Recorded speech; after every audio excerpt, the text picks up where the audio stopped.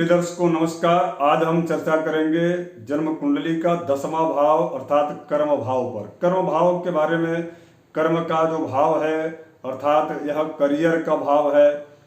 कर्म भाव से क्या क्या चीजें देखी जाती हैं, आइए आपको समझा देते हैं। सबसे पहले तो कर्म भाव है कौन? लग्न से 1 2 3 यानी कि लग्न से जो है 1 2 3 4 5 6 7 8 9 और ये 10 यानी कि पहले हमने उसमें ठीक कर दिया है। यही 10वें भाव को, इन्हीं को कर्मेश कहा जाता है। अब तक हमने इसके पूर्व के जो है सभी भावों की और भाव के भावेश कहाँ पर है, द्वादश भाव में क्या फल होगा, उस पर हमने विस्तार से चर्चा की। कल हमने भाग्येश आपकी जन्म कुंडली में कहाँ बैठे हैं उस पर हमने विस्तार से चर्चा की है और कई जो है संदर्भों को हमने आपके समक्ष प्रस्तुत करके बहुत बेहतरीन तरीके से उसकी हमने व्याख्या की। आप जरूर, आपको उसको देखना चाहिए। कई सारी चीजें आपके मन में जो ज्योतिष के प्रति जो उत्कंठा है, वह उत्कंठा जिज्ञासा निश्चित रूप से शांत होगी। आप उसको अवश्य जो है देखिएगा। अब हम चर्चा करेंगे कर्म भाव। ये जो है कर्म भाव से क्या क्या चीजें देखी जाती हैं, क्या क्या चीजें समझी जाती हैं। तो इससे जो है पहले सबसे पहला कर्म, दूसरा ऐश्वर्य, आपके जीवन में कितना ऐश्वर्य होगा। राज्य यानी कि राजा से आपके कैसे ताल्लुकात होंगे, या आपकी राज्य की यदि राजा है, क्योंकि आज के समय में तो कोई राजा है नहीं, लेकिन राज्य से संबंधित जो सुख होता है, राज्य सुख की प्राप्ति आपको होगी या नहीं होगी, यह जो है आपको यहाँ यहीं से देखा जाता है। वृत्ति आपकी कैसी होगी, यानी कि आपकी आजीविका, आपका जो है जीविकोपार्जन आपका किस प्रकार से होगा, व्यापार से होगा या नौकरी से होगा। इसके पश्चात जो है पिता के बारे में या पितृ सुख के बारे में, पैतृक धन के बारे में भी इसी स्थान से जाना जाता है। विदेश यात्राएं आपकी कितनी है, कहाँ होंगी, उसके पीछे कारण क्या होगा। विदेश यात्राएं कई प्रकार की होती हैं। विदेश यात्राएं व्यक्ति जो है रोगग्रस्त होकर के भी इलाज कराने जाता है। विदेश यात्रा शिक्षा के लिए भी जाता है। विदेश यात्रा व्यापारिक पर्पज से भी जाता है। विदेश यात्रा जो है व्यक्ति की नौकरी करने के पर्पज से भी होता है। विदेश यात्रा किसी राजा के साथ भी वह व्यक्ति वहां जाकर के जो है राजदूत या अन्य कार्यों के लिए भी के निमित्त भी व्यक्ति जाता है। तो इन सब चीजों का यही से निर्धारण होता है। यश आप और कीर्ति, यानी कि यश आपका समाज में कैसा होगा, कीर्ति आपकी कैसी होगी। नौकरी आपको मिलेगी तो वह कैसी नौकरी मिलेगी, क्या वह नौकरी अधिकारी का पद होगा या उच्च अधिकारी का पद मिलेगा, सर्वोच्च पद, संवैधानिक जो पद होते हैं राजनीतिक क्षेत्र में, उन पदों पर आपकी जो है स्थापना होगी या उन पदों को आप प्राप्त कर पाएंगे। इस विषय का भी चर्चा यहीं से किया जाता है। उसके बाद आता है व्यापार का। व्यापार या नौकरी, इसका भी इसी से निर्धारण होता है। और इसके साथ साथ में ज्ञान, यानी कि ज्ञान का भाव तो जो है यह पंचम भाव है। किंतु इस पंचम भाव से आप देखेंगे कि जो है 1 2 3 4 5 और ये 6, अर्थात जो है पंचम भाव से छठा जो स्थान होता है, यह स्थान ज्ञान की उत्तरीय अवस्था को देता है। मैं बार बार कहता हूं कि कभी भी जब भी ज्ञान की उत्तरीय अवस्था का मतलब होता है वानप्रस्थ या संन्यास योग की ओर, या प्रव्रज्या जो योग होता है वो भी जो है किसी स्थान से सुनिश्चित होता है कि वह व्यक्ति का जो जीवन की जो उत्तरी जो अवस्था है वह किस ओर जा रही है और क्या वह जो है कर पाएंगे। इस प्रकार की स्थितियां भी यहीं से देखी जाती। अब हम चर्चा करेंगे कि आपके कुंडली में दशमेश कौन है, भाग्येश कौन है। तो भाग्येश तो हमने आपको कल बताया था और भाग्येश के बारे में बहुत विस्तार से हमने कल चर्चा की। भाग्येश के बाद कर्म आता है, भाग्य के बाद कर्म आता है, और वह कर्म के स्वामी आपके कर्मेश या जो है राज्येश आपके कौन है, उसको जानने के लिए सीधी सी बात है, जैसा कि पूर्व के कार्यक्रमों में मैं बताते रहा हूं कि जो यहाँ पर नंबर होगा यानी कि वो राशि है, उस राशि के हिसाब से, जैसे यहाँ पर 10 अंक है, तो इस कुंडली के मेष लग्न की कुंडली के दशमेश कौन हुए? दशमेश इनके हो गए शनि, क्योंकि 10 अंक यहाँ पर है।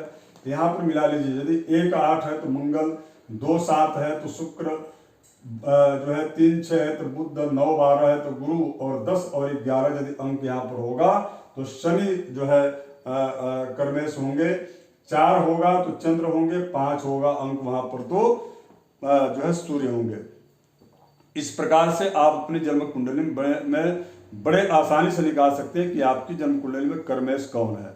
अब देखिए कर्मेश इन 12 भावों में कहां पर बैठे हैं तो उनका क्या शुभाशुभ प्रभाव होगा, इस विषय की हम चर्चा करें। इसके पहले मैं आपको कर्म के बारे में थोड़ी सी आपको मैं जरूर बताना चाहूँगा कि वास्तविक में कर्म की बात अत्यधिक जो है प्रभावपूर्ण ढंग से ऋषियों ने क्यों की है, और भाग्य के बिना कर्म की कल्पना करना निश्चित रूप से वह ठीक उसी प्रकार से है जिस प्रकार से नदी का बहुत यश है किंतु उस नदी में यदि जल नहीं है तो वह नदी, जल विहीन नदी जो है, उसकी क्या अभिप्राय या उसके क्या उसकी आवश्यकता है। तो एक सीधी सी बात है कि यह जो भाग्य है उसका जो भाग्य कर्म का जो प्राण है वह भाग्य है, यानी कि जीव जो व्यक्ति है उस जीव के शरीर के अंदर प्राण वायु का जो संचार का जो कार्य करता है वह कार्य जो है भाग्य करता है। कर्म तो भुजाओं से की जाती है, लेकिन भाग्य यदि बलवती है तो वह व्यक्ति, उसका कर्म जो है निश्चित रूप से फलप्रद होगा। और इसमें एक दूसरा विषय भी कहा गया कि भाग्य किसे कहते हैं। जब उत्तर शास्त्रों में जो है अपने पूर्वाचार्यों ने जब दिया, उन्होंने कहा कि पूर्व जन्म कृतम कर्म तदैवं मिति कथ्यते तस्मात् पुरुषकारेण यत्नं कुर्यात् तंद्रितः। अर्थात पूर्व जन्म के किए हुए कार्य या पूर्व जन्म के किए हुए कर्म, पूर्व जन्म के किए हुए जो पराक्रम है, कर्म है, इन सब चीजों का वही जो है तदैव मिति कथ्यते, अर्थात जो है दैव, अर्थात उसी को भाग्य कहा जाता है। तस्मात् पुरुष कारेण यत्नम, इसलिए व्यक्ति जो है केवल भाग्य के भरोसे बैठ करके काम नहीं चलेगा। आपको तस्मात् जो है, इसलिए आपको निरंतर यत्नम कुर्यादतं धृतः, अर्थात जो है निरंतर अपने आप जो है कर्म में लगे रहिए। इसलिए लगे रहिए क्योंकि कर्म ही कल का भाग्य है। यदि आप अपने भाग्य आपको मिल गया, कर्म ही नहीं करेंगे तो आपको उसका कोई लाभ नहीं मिलेगा। ठीक वैसे ही जिस प्रकार से कोई भी एक व्यक्ति केवल सोचता हो कल्पनाओं में, ख्याल में कि मैं ऐसा कर लूंगा, मैं वैसा कर लूंगा, किंतु यदि वह किं कर्तव्या विमूढ़ता उस व्यक्ति के पास है तो उसको जो है कर्म का, भाग्य का जो उसके उस व्यक्ति को भाग्य में जो भी उस व्यक्ति को प्राप्त करना है वो नहीं प्राप्त कर पाएगा। कर्म, अब पूर्व जन्म की हमने इसमें बात कही, लेकिन इसके आगे एक और शास्त्र वाक्य है, कहा गया कि त्रिभिर्वर्षै त्रिभिर्मासै त्रिभिर्पक्षै त्रिभिर्दिनै अत्युत्कटैः पुण्य पापश्च इहैरैव फलमश्नुते। अर्थात ये कहा गया कि 3 वर्ष और 3 मास, 3 पक्ष और 3 दिन में यदि उत्कट यानी कि अत्यंत घोर कोई पाप या पुण्य व्यक्ति करता है तो वह दोनों का शुभाशुभ प्रभाव उस व्यक्ति को इसी जन्म में ही मिल जाता है। अर्थात पूर्व जन्म का यहाँ पर अर्थ क्या हुआ कि पूर्व में किए गए कार्यों से ही आपका भाग्य प्रबल होता है, भाग्य आपकी बलवती होती है। इसलिए कर्म भाव यानी कि जन्म कुंडली का जो 10वां भाव है वह जो है आपके भाग्य को मजबूत करता है। जो आप कार्य या जो आप कर्म किए रहेंगे उसी कर्म के आधार पर आपको जो है यह जो भाग्य है पुरुषार्थ और भाग्य दोनों जो आपके जीवन रूपी रथ के जो पहिया हैं, इन दोनों पहियों का यदि आप समुन्नत रूप से यदि आप लाभ लेना चाहते हैं तो आप निश्चित रूप से यह यकीन मानिए कि आपकी कर्म की दिशा सुनिश्चित होनी चाहिए। और कर्म की दिशा क्या हो, कर्म की दिशा किस प्रकार की होनी चाहिए, कर्म की कुंडली आपकी क्या किस प्रकार से किस दिशा में जानी चाहिए, इसका विस्तार से जो है ज्योतिष ही आपको इसके बारे में मार्गदर्शन दे सकता है। क्योंकि आप यदि गलत दिशा में कार्य करेंगे तो उसका उतना प्रभाव या स्वास्थ्य प्रभाव नहीं पड़ता। ठीक वैसे जैसे मान लीजिए आपको यहाँ से दिल्ली जाना है, अब दिल्ली जाने के कई सारे मार्ग हैं, लेकिन मार्ग को जो है सही मार्ग सही दिशा यदि आपको ज्ञात होगा तो वह मार्ग आपके लिए सुलभ हो जाएगा, क्योंकि आपको लक्ष्य दिल्ली पहुंचना है। अब उसके बाद से आयु कर्मम च वित्तम च विद्या धनमेव च, यह जो है पांचों जो चीजें आपको माँ के गर्भ में प्राप्त हो गई हैं, यानी कि आपको जो है कोई मोबाइल आपको दे दिया गया और यदि आप उसको चार्ज नहीं करेंगे तो आपका वो मोबाइल किस काम का, बंद हो जाएगा। ठीक उसी प्रकार से ये मैं साधारण आपको व्यवहारिक जगत में इसका एक उदाहरण दिया हूं, लेकिन ये बहुत है गंभीर विषय और इसकी बड़ी चर्चा हुई है और बड़ा विस्तार से हुआ है। लेकिन कम व्यवहारिक जगत में समझने के लिए मैं आपको बताया कि इस प्रकार की स्थितियां हैं। अब इन पांचों चीजों को जागृत कैसे किया जाता है और जागृत करने के लिए क्या क्या किया जाता है, इन सब चीजों को ही बताने के लिए धर्मशास्त्र में विशेष करके इसका अनेक ऋषियों ने इसका वर्णन किया है और यही फलित ज्योतिष में इसका जो है आपको दिशा निर्देश दिया जाता है। अब इसके पश्चात चूंकि कार्यक्रम लंबा हो रहा, आइए दशम भाव के स्वामी दशमेश यदि आपकी जन्म कुंडली के लग्न में है तो उनका क्या प्रभाव होगा।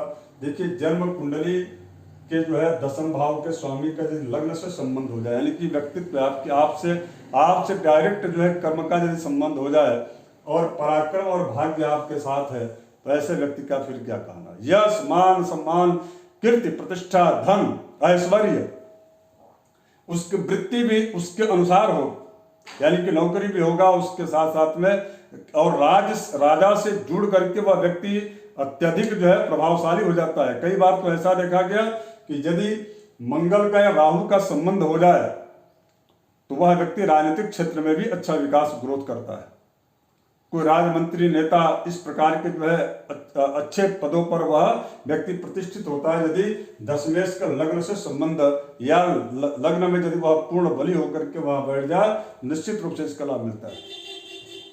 यही दशमेश यानी कि कर्मेश यदि द्वितीय भाव में बैठ जाते हैं तो उस व्यक्ति का धन यानी कि यह कुटुंब धन और वाणी भोजन इत्यादि चीजों से संबंध रखता है। निश्चित रूप से वह व्यक्ति जो है उस व्यक्ति का भोजन भी बहुत अच्छा होगा और उस व्यक्ति का कुटुंब भी जो है सभी के सभी आप देखेंगे एक घर में कोई मतलब उसमें ऐसा नहीं है जो कि अलाल हो या जो किंग कर्तव्य विमूढ़ होकर के अपने कर्तव्य परायणता से दूर भगता हो, अर्थात सभी के सभी अपने अपने कार्य में लगे रहते हैं, व्यस्तताएं बनी रहती है। यह जो है कुटुंब जन भी उनके निश्चित रूप से वह अत्यंत जो है अपने अपने कार्यों में दृढ़वती बना करके बलवती अपने भाग्य को बनाते रहते हैं और ऐसे लोगों का धन ऐश्वर्य की कमी कभी नहीं रहती। इनके पास एक इसमें विशेष ये है कि इनके पास अचल संपत्ति अत्यधिक होता है। और इसके पश्चात जो है या ये जब भी पैसा धन इनके पास आता है तो वह अचल संपत्ति ही खरीदने के उसमें अत्यधिक इनकी मन स्थिति बनी रहती है। यही दशमेश यदि पराक्रम भाव से इनका संबंध हो जाए, कर्म का यदि पराक्रम से संबंध हो तो फिर क्या पूछना, अत्यधिक लाभप्रद है। निश्चित रूप से वह व्यक्ति सदैव अपने कार्य को सिद्ध करने के लिए अपने पराक्रम और जो है के साथ में यानी कि जब तक वह काम सफल हो जाए तब तक वह लगे रहेंगे। कर्मठी वह व्यक्ति होता है, प्रभावशाली वह व्यक्ति होता है, जीवन में हर सुख प्राप्त करता है किंतु कर्म करने से कभी पीछे नहीं होता। ऐसे लोग कभी छोटा और बड़ा काम नहीं देखते, वो लोग अपने कार्य में लगे रहते हैं। इसके पश्चात यही यदि कर्मेश यहाँ चतुर्थ स्थान में सुख के स्थान में बैठ जाए तो वह व्यक्ति कर्म भी करता है और उसको माता मित्र का जो है निश्चित रूप से उस व्यक्ति को सहयोग मिलता है। और ऐसे जो लोग होते हैं प्रायः देखा गया कि माँ से और पिता दोनों से बड़ा अच्छा संबंध होता है, चूंकि इसलिए क्योंकि जो है परस्पर में इनकी शुभ दृष्टि परस्पर में होती है। और यहाँ पर यदि पापक ग्रह भी हो तो भी यहाँ पर शुभप्रद, चूंकि वह केंद्र है और इस प्रकार से केंद्र का केंद्र स्थान में होना अपने आप में एक राजयोग होता है। तो ऐसे व्यक्ति के जीवन में किसी प्रकार की कोई कमी नहीं रहती। केवल मात्र इनका एक जो है जो कमजोरी होती है, वो कमजोरी ये होती है कि यह सारे कार्य वह जो है सैद्धांतिक रूप से करना चाहते हैं, या यह अपने अधिकार क्षेत्र में हर चीजों को रखना चाहते हैं। यह इनका मूल, इनका प्रकृति होता है। तो इस प्रकार से, लेकिन उसमें किसी भी प्रकार का कोई जो है हतोत्साहिता या किसी प्रकार का कोई जो है किसी के प्रति ईर्ष्या और द्वेष नहीं होता। अब हम बात करेंगे यदि कर्मेश पंचम स्थान से यानी कि ज्ञान का कर्म से संबंध हो जाए तो कोई भी काम करते समय ऐसे जो लोग होते हैं वह उसमें बुद्धि जरूर लगाते हैं। इनकी बौद्धिक क्षमता अत्यधिक प्रभावशाली होती है। ये किसी के बहुत अच्छे सलाहकार हो सकते हैं। ऐसे जो लोग होते हैं वह शासकीय क्षेत्र में देखा गया है कि यदि इनका संबंध शुभ ग्रहों से हो जाए या पापक ग्रहों से हो जाए तो भी दोनों ही दृष्टिकोण से देखा जाए तो यह राज्य सत्ता से के आसपास या उनके इर्द गिर्द ये रहते हैं और इनका सदैव इनकी मशविरा सलाह को जो है सर आंखों पर लिया जाता है और स्वीकार किया जाता है। स्वीकारोक्ति इनके समाज में होती है। इनका व्यक्तित्व बहुत ही प्रशंसित होता है समाज में। अब यही यदि कर्मेश शत्रु स्थान में यहाँ पर बैठ जाए, चूंकि छठा स्थान होता है, छठा स्थान या छठा 12वां जो स्थान होता है 8वां, इसको लोग जो है अशुभ कहते हैं, लेकिन ऐसा नहीं होता। छठे स्थान में यदि कर्म का स्वामी बढ़ जाए तो निरंतर वह व्यक्ति कर्म करता है। यदि यहाँ पर मंगल शनि हो जाए तो और अच्छी बात है। हाँ, इसमें एक विशेष विषय यह है कि यदि कर्म का स्वामी कर्मेश यहाँ पर बैठ जाए तो उस व्यक्ति का निश्चित रूप से जो उनका पूर्वार्ध जो होता है वह थोड़ा सा कष्टप्रद होता है। यानी कि अत्यधिक श्रम परिश्रम करने के बाद इनको सफलता मिलती है, लेकिन जब सफलता जब इनको मिलती है तो फिर उसके बाद उसका जो है निश्चित रूप से हर क्षेत्र में उसका मान सम्मान प्रतिष्ठा जो है बढ़ जाता है। अब इसके बाद यह यदि कर्म भाव का संबंध यदि पत्नी के भाव से हो जाए या यदि स्त्री की कुंडली है तो उसके यदि पति के भाव से हो जाए, ऐसे लोगों का जीवन विवाह के बाद बदल जाता है और कई मायनों में देखा जाए तो यह बहुत ही लाभप्रद होता है। ऐसे लोगों को धन और संतान, इसके साथ साथ में मान सम्मान की प्राप्ति होती है। केवल मात्र जो है पैर के नीचे थोड़ी बहुत यदि पापक ग्रह है या उनकी दृष्टि है तो उससे संबंधित जो है हड्डियों से संबंधित थोड़ी बहुत कष्ट जरूर होता है, जितना जरूर होता है, लेकिन इसके अतिरिक्त जो है सारे दृष्टिकोण से यहाँ पर शुभ ही होते हैं। कर्मेश यदि 8वें भाव में चले जाए अष्टम स्थान में, तो यह अष्टम स्थान गुप्त रहस्यों का प्रतीका का भाव होता है। यदि यहाँ पर चले जाते हैं यहाँ से ठीक तीसरे यानी कि जो है तीसरे अपने 1, 2 और 3, यदि शनि यहाँ पर बैठे तो कारक हो जाते हैं और शनि कारक होकर के और जो है शनि की तीसरी दृष्टि से पूर्ण दृष्टि से देखते हैं तो ये बहुत अच्छा हो जाते हैं और शनि अष्टम भाव के कारक भी हैं। तो ऐसी स्थिति में, लेकिन मैं सबकी बात कर रहा हूं, यदि कर्मेश अष्टम स्थान में बैठे हों तो भी वहां पर लाभ ही देंगे। हाँ, लेकिन यह है कि ऐसा व्यक्ति का जो ग्रोथ होता है, इस ऐसे व्यक्ति का व्यक्तित्व जो है वह विदेश गमन के पश्चात ही जो है निश्चित रूप से सुधरता है।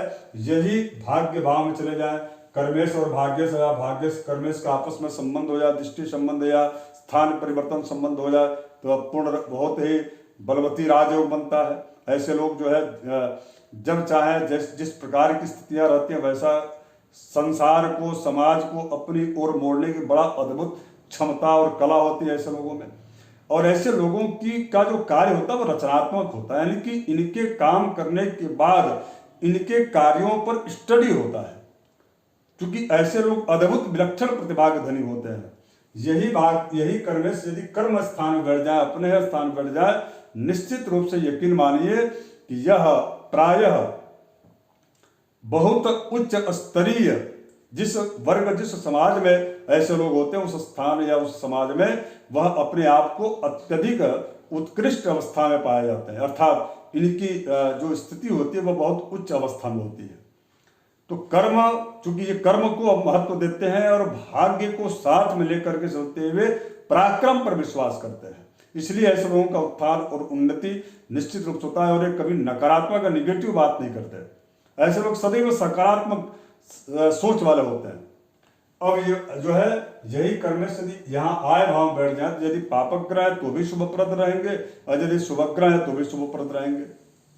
क्योंकि एकादश स्थान है, धन स्थान होता है, यानी कि जो है दशमेश का या दूसरे स्थान में बैठना, यानी कि उसके धन का स्थान होता है, यानी कि ऐसे व्यक्ति के पास प्रॉपर्टी अधिक होती है, अचल संपत्ति अत्यधिक होती है, और अचल संपत्ति इनको पैतृक भी प्राप्त होता है, और इसके अतिरिक्त भी तीसरे स्थान से भी इनको अवसर मिलता है। जैसे मान लीजिए कि जो है नाना के घर से मिल गया, या किसी रिश्तेदार का जो है इन्होंने पूरा उनके यहाँ से कोई इनको जो है अचल संपत्ति इनको दे दिया।